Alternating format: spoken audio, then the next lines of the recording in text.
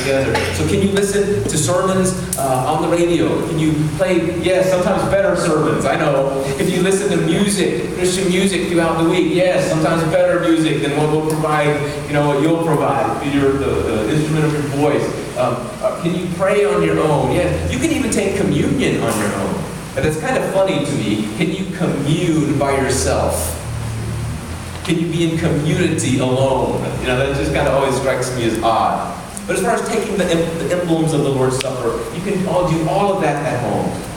The one thing you cannot do, one of the reasons we gather, is encouraging one another. Over 35 times. More than that, actually. There are actually over 35 different separate commands in the New Testament that say one another. Encourage one another, admonish one another, build one another up, share with one another, be generous with one another. It's over and over and over again. And it assumes gathering in community. It actually assumes gathering way more than just for 1 hour a week. But that's the base, it's the starting place. So why? Because we do important things when we gather. Some would say, well, if I could do all those things on my own, that's fine. That's why I don't come.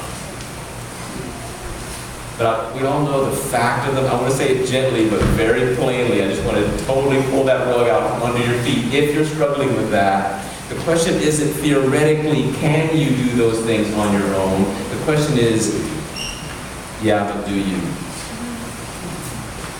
Now, some of you are going, actually, I do. I listen to a lot of sermons online, and I have my music that I like, and it feeds me, and I study my Bible daily, and that's good. In fact, I hope you're doing those things outside of here. But I'll tell you, the people who are active, that I know of at least, okay, please correct me after if I'm wrong, the people who I know actively do those things Monday through Saturday are the ones who are always here on Sunday, and not just Sunday.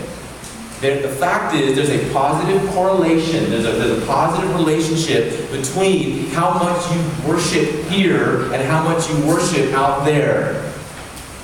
If we line ourselves up from, okay, who studies their Bible the most, outside, and who listens to the most Christian music, who listens to sermons outside of here, who is actively feeding themselves, not just coming here and saying, well, I need to be fed, but feeding themselves. And then I said, now line up in how active you are in a church family.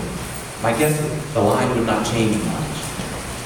There's a correlation. It's that whenever you're here, that actually feeds your hunger to want more of that, and vice versa.